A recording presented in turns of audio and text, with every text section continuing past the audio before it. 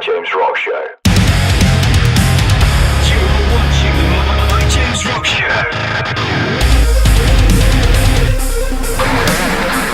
Right, so it's Dan from the Mike James Rock Show, and I have Dead Label with me. This is Dan. This is Claire? And This is Danny. Danny. So we've got Dan, and Danny. Yep. I think you may need to change your name. To Danielle. Yeah, so yeah. we can have the whole thing there. Right, so anyway, how are you guys? I watched you guys try and kill yourselves on stage in the heat. That was entertaining. Yeah. How was it for you guys? It was a struggle. We are Irish, we are not used to that. It was awesome though, it was good fun. We all enjoy love playing, get my fucking words right. We all love playing live. So. And how about you? Because you were doing the sticks. Oh man, so warm. It's been really hot at home as well for the last 2 weeks. So been just jamming in the heat. And then actually the stage was a little bit better because it's open air. Fair. So I kind of had a good practice to it, but still it's so sweaty. Just lots of sweat. Were you tempted to shave your beard off? Yeah. Like mid-set, just... I've been tempted for the last 2 years. I've not had the balls to do it yet. But mid-set that would have helped out a lot. That So we've covered the set, probably not in the way that most people would cover the set. What have you guys been up to recently? Who wants to answer? Just writing. Writing. Writing. We're really deep into the writing process, so. Okay. You grabbed the mic, so... Yeah, you grabbed the mic. You obviously have something you want to say.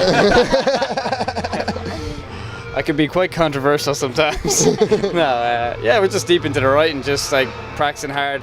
The other big gig we have is Bloodstock. Nice. So coming up to that, we'll be preparing a nice set for that. But other than that, just getting down and dirty with the last part of the album. But sounding good so far, so yeah, happy days. Okay, so you dribbling new stuff into the set. I am afraid I didn't watch for that long. We are a little bit, Just kind of road testing some stuff, just seeing how it's going down, and so far so good. I think. Okay. Everybody was pretty receptive to the new stuff today. So Yeah, because sometimes you play a song and for some reason it just doesn't land live, and you're just like, I don't know about that song anymore. But I think a song. Take it back and reevaluate it then, Sometimes the song only really comes alive, I think, when you play it in a live setting, you know what I mean? Yeah. You really get to see it and it's, what it really is, Explodes, in its full thing. If you've done it, you can tell if you've overindulged in a part that's fun to play as opposed to sounds good, but people just are like, then you know it's too long. I believe there are entire genres of metal built around that.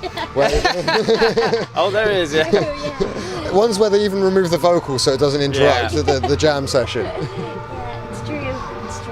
So, okay, how do you guys write? Is it all in one place? Do you send each other stuff over the interwebs? Do you send homing pigeons to each other? I mean, what? That's more likely than the We're internet. Irish, we don't live in the Stone Age. Almost. I think we're pretty old school, maybe by today's standards. We don't send each other anything. Okay, We just get in a room, got this riff, jam it out and just go from there. And then we just kind of suss each other out, see if we're all feeling it, Okay. Sometimes we are, sometimes we aren't, but we just get in a room and jam, and that's it. Just goes from there, piece by piece, like a Like a jigsaw. Yeah. Really. Fair Pretty play. I much. mean, the great thing about this question as an interviewer is there is no wrong answer to it. Yeah, exactly. We had a great one a few minutes ago with another band that, because they're so split apart location-wise where they're from, they have to send everything through, but they test everything in a jam session because it's only distance that's holding them back. So you guys get to do that from the start, which is kind of cool. Yeah. We all live close by, and we're kind of on each other's doorsteps, so it's easy to just meet up and jam and get everything out. I don't know how to use computers at all. I'm that guy that something pops up and just keep clicking until it goes away. And then my I'm computer sorry, but breaks. that, given I do all the post-production for this, that makes me cringe. None of us are techie There's at no all. excuse for it. No. There's no excuse for it. You hear that, Mike? There is no excuse for just clicking accept on all the terms. Yeah, Mike. You know the way every band has like that tech person? No, we don't have one. You don't We like. don't- we You don't have the record- geek. No, we don't have a tech person, like a person that has Person, like was that a joke, like Gigabyte? No, as in, just every band has the geek that Oh, geek. Yeah, I geek. thought you said gig. I was like, well, we have gigs. we're a band. No, but we don't have. I don't think we own a laptop between us properly. Or I have an iPad that I never turned on. Yeah, we're really bad at it. We This can is- use the this is- GPS, and we can book flights and ferries, but that's it. That's you fantastic. can book flights and ferries. Yeah, I don't always get it right. We always agree to go anyway, wherever we're going. Have you ever ended up somewhere that you shouldn't? Rather not talk about that. Quite recently. It was the first time. It was the very In first fairness, time. it was the And it first wasn't time. a gig. We've never missed a gig. But we missed, Music Mess. It's like a trade show, and you go and like all the brands of instruments and stuff are there. Okay. And we were advised that it'd be good for us to go. And then I work in a music shop, so I was like, free tickets, sweet.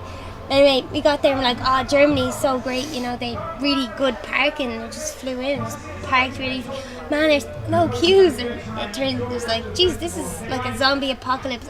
We missed it. It was finished the day before. So we went to Germany for no reason. I didn't get as much grief as I probably should have gotten. But yeah, so I fucked up real bad. We're just like in Germany, right? So what do we do went now? to a rope bridge and then flew home. That was it. pretty much. It was so crap. Some nice pizza.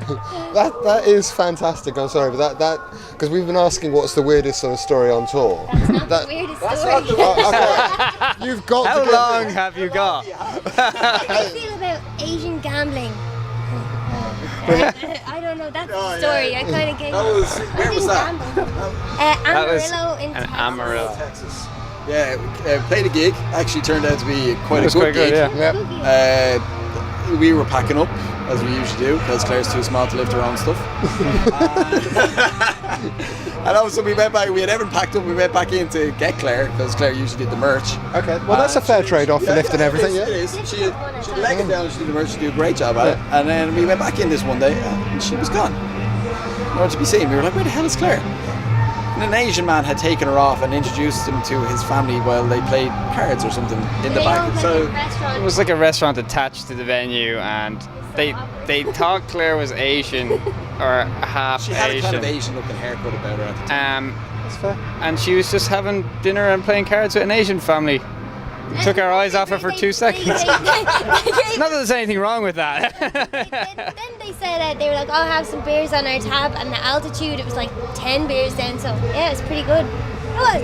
That's one of the stranger things though, because I just went with them. Just like to reiterate, it was we because they think- thought she was Asian, which she definitely is not. I would like to be Asian, but I'm not Asian. I'm Irish, but yeah, that was a weird one. We'd been like together non-stop for like 7 weeks, so I think I was just looking for a break. Someone else. We also ended up in on the Fear Factor tour. We ended up in the Chinese restaurant Yeah. An attic. attic. Yeah, we walked into it. This is where we're staying. We rocked up. This is where we were staying. It was a Chinese restaurant, and we went in. We're like, we think we have a room booked here, and they were like, yeah, it's up above the restaurant. So it's just like, It was like a bedroom above a Chinese restaurant. We had to In use Germany? their family bathroom. Booking.com, it's like the filter is parking and below €10. So it's just, there you go. Have you guys thought about maybe converting a wagon into being your home yet? I mean, I've seen some interesting designs. Like you wouldn't think that people could sleep next to so much equipment, but if you're willing to contort your spine, it seems to work. It's true, you can do it. Betsy, our van, which is like a 5, so it's a 3-seater with 2 more seats. Thank you. Yeah, it's like we travel and we have slept in that, but it's not really for sleeping. and that was there's another mad story. Is when we were in France on the Fear Factory run again. It was only like maybe 2 or 3 days after the terrorist attack in the Bataclan. Okay, yeah. And so the whole country was on high alert, and we had played a show and we had a day off, was it? Yeah, we were So- waiting for the IWIS budget Yeah. to open. So Waiting for the hotel to open. So we had parked up in a petrol station, and we had all said we just thought we'd get some kit because we had the way that we had to do the tour. We had to keep up with the tour bus, Yeah. so we'd have to leave the venue, get a head start on the bus, stop for a couple of hours, and then continue on. So it was rough. But we ended up stopping this petrol station. Would be the day off. We were waiting for the hotel to be ready, and we all fell asleep. And next thing we know, just bang, bang, bang, bang, bang, bang, bang on the window. And there's this like 6 armed police officers, and just like because of the foreign reg and everybody was on high alert. They pulled us out of the van. We were all bleary-eyed. We didn't know what was going on. All our gear taken out of the van, and I'm just like, all right, they're not messing around. So it was actually terrifying. It was really scary. But, That's incredible. Yeah, I'm they- guessing once they've investigated all of the Oh yeah, sort of stuff. they were grand. It was they took the passports, checked everything, and then everything was grand. And gave it back to us. And They off would- They went, but They wouldn't let us open the door. They were like, no, stand back. They were expecting some guy to jump out and with an AK. They were so, Remember that? We they just were had to so take the lock freaked on the out. back of it, so we They were took like, the okay, now padlock stand off, back. And they And opened your the man's door, like, and all the lads ready with the guns. oh, and it's just everything, yeah. instruments. Like, they were ready for like action there. Like, seriously thought bad shit was gonna happen. I bet that's one point that you're glad that you didn't have any sort of gimmick in the back of the van. The back was so like some sort of clown just this water hanging pistol. there. That's an AK-47. Lucky not to wear a Samsung. Yeah. Jesus. Yeah, Fucking sure. imagine with the fucking tank in the back of your van. Fucking bulletproof vests and fucking all sorts of shit. Totally prepared for war.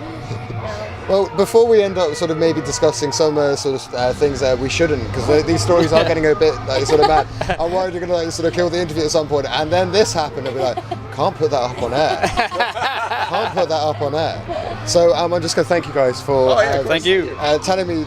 I love weird tour stories. That's my favourite thing. So you guys have some awesome ones. You're contenders for the best ones of the year so far. Cool. We've had one band that was next to a guy completely naked watching porn as he drove along. Yeah, that was one. So, but yours contend. I mean, you got really thrown out of hoping a van. We don't have to go that far to win the story competition. Just forfeit. Yeah, they can have the trophy. They weren't naked, fortunately. It was some other dude that apparently was just driving past. It was in America and just driving past them Yeah, 'cause butt we naked.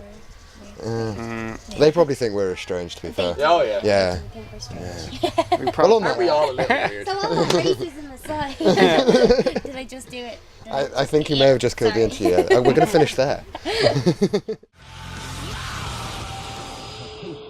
Thank you for watching my interview with Dead Label. It was strange. This guy. So if you did like it and you want to see more, we have done an interview with these guys before.